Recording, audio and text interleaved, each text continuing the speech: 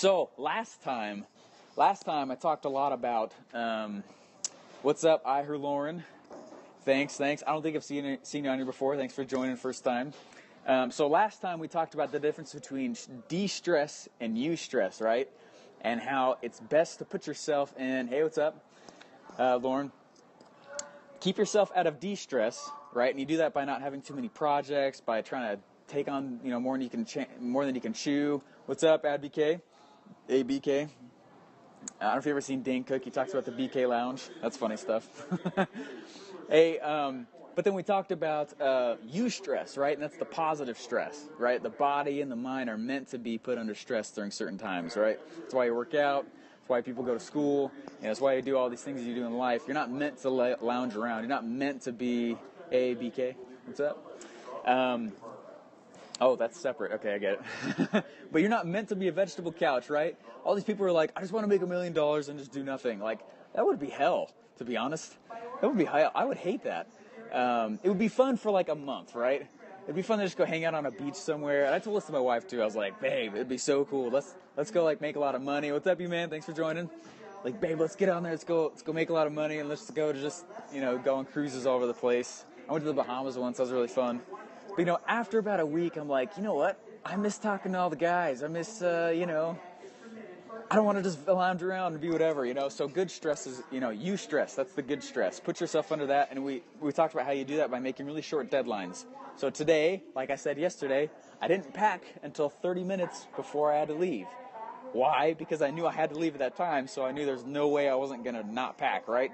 But I do that in business all the time, too. So it's like, I got to get this done in 2 hours. So I do. What are you even talking about? You know what? I don't even know. You don't want a life without purpose. No, it's very true. And then ABK, I'm super tired. I'm getting on my third flight in a row, and I'm just rambling a little bit. But what I am going to talk about is how to get people addicted to you, right? Addicted to your personal brand, your business, whatever it is that you're doing. Because, yes, you are. Yes, I am rambling a lot. I'm sorry. I was kind of just waiting for more people to get on, to be honest. What if I told you I need to market an invention that involves airline travel? That popped up twice for some reason. Mark, I don't know why. Hey, that'd be cool. Yeah, definitely. That'd be really cool. I want to talk about that, though, a little bit later, right? So remind me. But there are 6 human needs. Who's ever heard this? This is how you addict people. This is how actual addictions happen. This is how people... Okay, you need to understand that if you don't meet these needs as a human, you'll give up your marriage. You'll give up your relationships. You'll give up everything that you have and own. You'll give up, what's up, Elizabeth? How you doing? But these 6 human needs are so powerful that if you do them the wrong way, I'm addicted to Cocoa Puffs. Yeah. Cocoa Puffs are good stuff. I'm a huge fan of the frosted shredded wheat. Oh, baby. Even just the off-brand. Oh, baby. It's good. Oh, baby. With some of my daughter's whole milk sometimes when she goes to bed. Oh, yeah. Daddy's sneaking it there. That's like melted ice cream. Hey, but these 6 human needs are really, really powerful and very important. And so here they are, right? They're 4 needs of the body. And I wrote them down here. I wish I had my whiteboard. I always whiteboard stuff so you guys can see it, right? Maslow's hierarchy of needs. This is from Tony Robbins.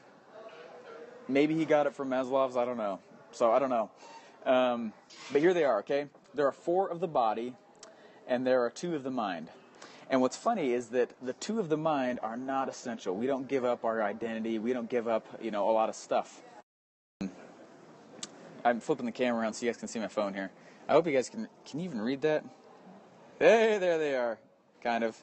I can barely read that. Okay, there we go. So these are the 6 human needs, okay? And I would normally have this all written on the whiteboard, but, whatever. So the first 4, certainty. You got to have certainty in life. You got to have uncertainty or unvariety. And there's a paradox there. You need to feel significant. And then you need to have connection or love. And what's funny, what's up, Meg? How you doing? Thanks for jumping in. So those first 4, certainty, uncertainty, significance, and connection, those are huge. That's a big, big deal. Those are the 4 of the body. You have to have those to survive. We give up everything we are, all of our values, religion, morals, everything if we don't have those met. Cocoa Puffs need to be on that list. That's so true. It's so true. And you know what else needs to be on that list? On-time United flights.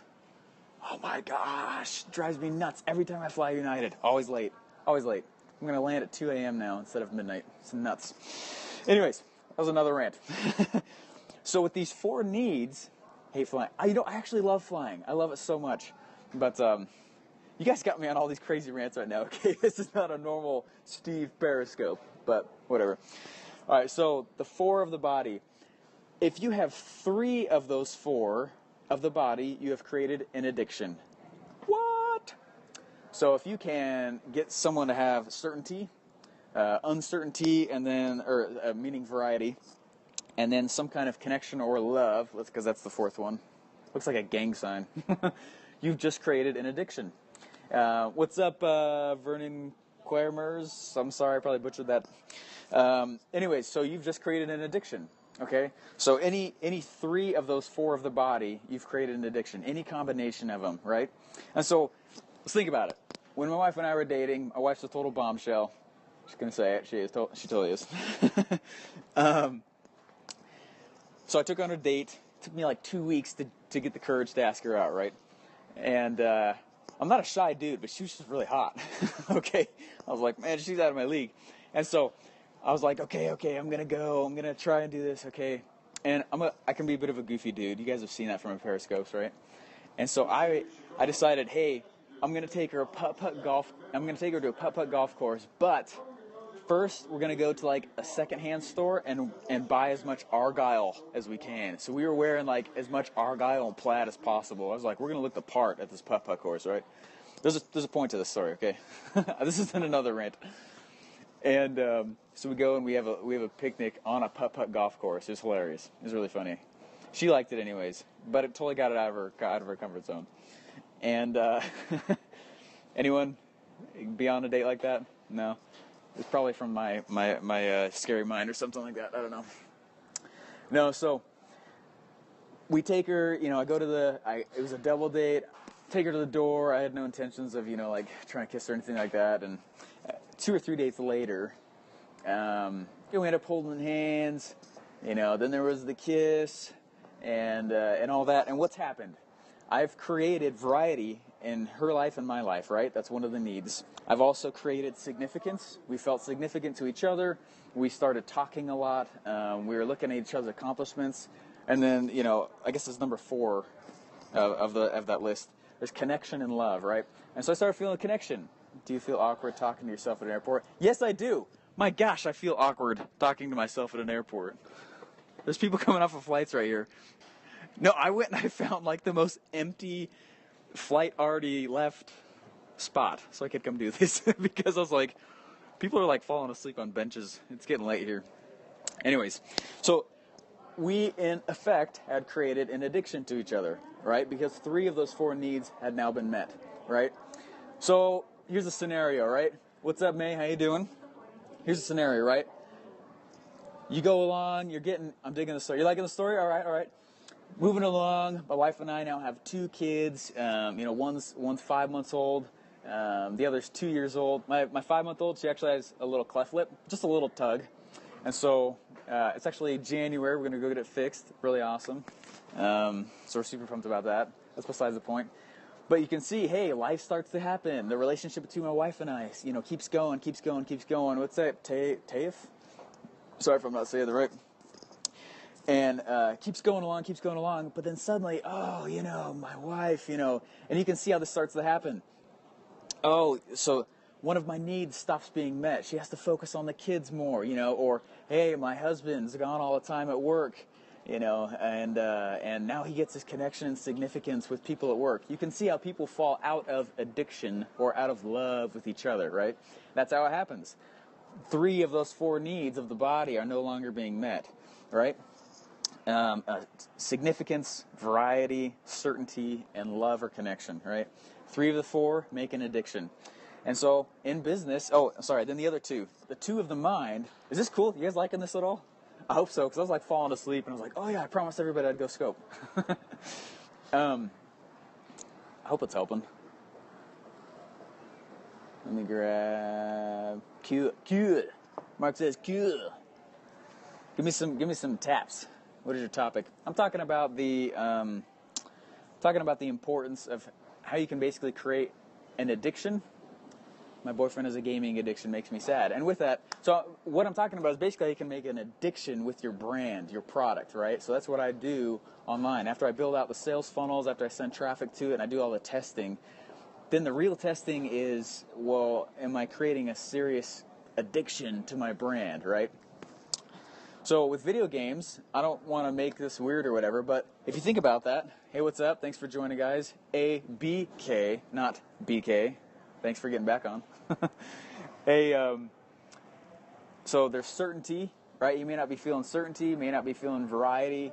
Probably isn't for video games if it's an addiction. May not be feeling significant or some kind of connection. I'm not saying with you, but he feels the connection with the video games. Maybe that's too personal, but that's just what's happening. Keep getting disconnected. That's all good. So anyways, the two of the mind. The two of the mind, a need of the mind is growth, and the second one is contribution. I keep looking down because it's written on my phone because I don't have my whiteboard. I always have my whiteboard when I'm scoping you guys. So anyways, growth and contribution. And those aren't things that we give up all of our values to make sure we get, right? Those are the other four of the body that we do that for. The ones of the mind, we don't do that though. And so that's the 6 human needs. That's how you create an addiction. That's how you create an attachment to your brand. Is that cool? You guys like that? That's how it works. Go make sure there's certainty, variety. There's got to be some variety. No one likes to get bored, right? There's got to be some kind of love and connection, and has to be significance. If you can do that, you have just won the game, my friends. There's a cool quote. Let me see if I can pull it up here. Oh, I'm not going to be able to find it while I'm scoping you, actually. But it says, oh gosh, the quote is, it's from the One Sentence Persuasion course. Go look it up. It's literally like a 3-4 page ebook that is one of the best ebooks I've ever bought online. What's up, Monet? Monet. All right, it's a quote that says, people will give up, or people will follow anybody. Chicago in the house. Chicago! I'm actually just in the airport. I'm just passing through. People are looking at me. What's up, Carl? Oh, I was going to say Carl. That's Carrie. Yeah, it's the One Sentence Persuasion course. I think that's the name of it. But it's a sweet ebook, and it basically says people will do anything for somebody who confirms their suspicions, who allays their fears, who justifies their failures, who, gosh, I wish I could remember this as a quote. You know what, I'll bring it up to you guys next time. But that's basically it. If you can do that with your customers and hit 4 or 3 of the 4 needs of the body, you will have created basically an addiction to your brand, to your company, right? Big brands like Coca-Cola, their advertisements, they totally do that, right? You never have the same ad. Hey, Coca-Cola, it's still good. It's still the same price, right? They create a new story. There's variety there, and they make you feel significant by putting your name on on one of the bottles, right? And then they want to. There's a connection through the. Anyway, that's how it works, right? That's just how it happens. So, anyways, yeah. I've basically rambled a lot this one, but I'm so tired. I gotta go get another flight here, but it's not taking off for another 2 hours. So, anyways, that's all I really want to say to you guys. That's all I was going to bring up. That's why I walked across Terminal C, ladies and gentlemen, to find an open place where I could Periscope you.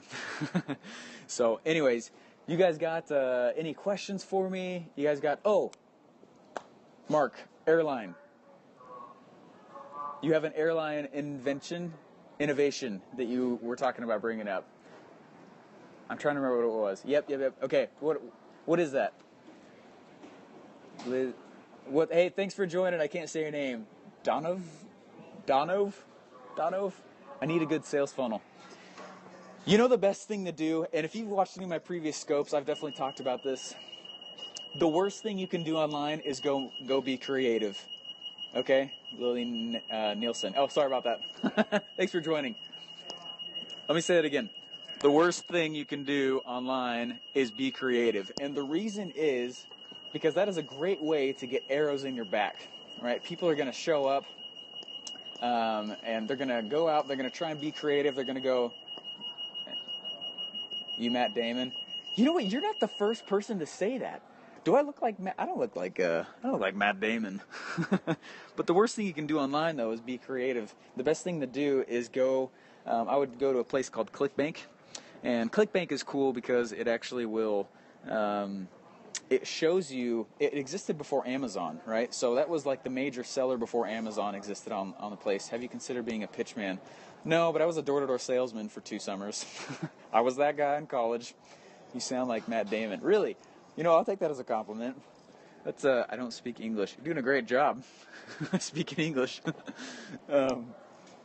So, Mark, what I would do though is go to ClickBank and then search one of their products, and you'll see the sales funnel, their process, right? It's affectionately known as funnel hacking, and I do it all the time. And you don't copy what other people have done. You don't plagiarize. Don't be unethical or whatever.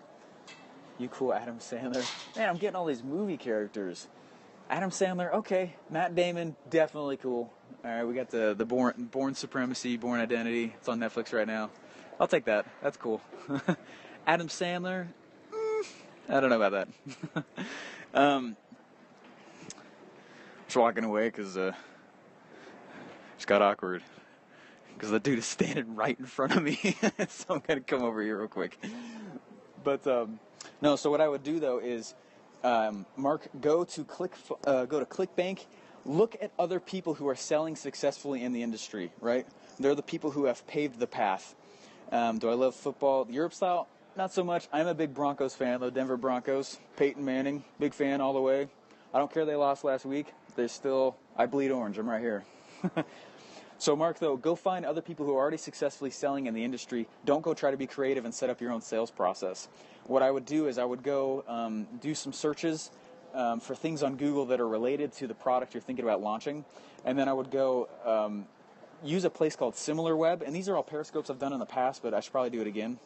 My product is niche and is best shown as a demonstration, but I like the ClickBank idea. Yeah, so all I do is I just use it as a way to get ideas of the process that is working well, right? I love Club in Petersburg. Sorry, I've never been there.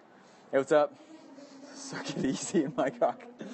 But that's what I would do, though. Don't be creative online. Don't be creative if you're just trying to produce a lifestyle business. What's up, broski? What's up? Russia. Hey, that's cool. That's my Russian accent.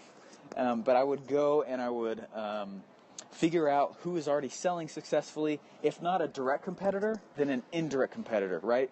What are people purchasing instead of a product, right? So if I was going to go over to Starbucks right there. There's a Starbucks. If you can see it, it's literally right there.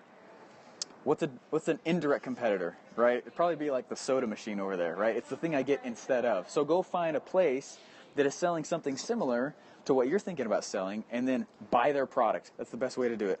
Literally go buy the product and then screenshot everything. Map it out on a whiteboard. That's my process every time. And then as I draw it out, I watch the email sequences they send to me automatically. I watch all that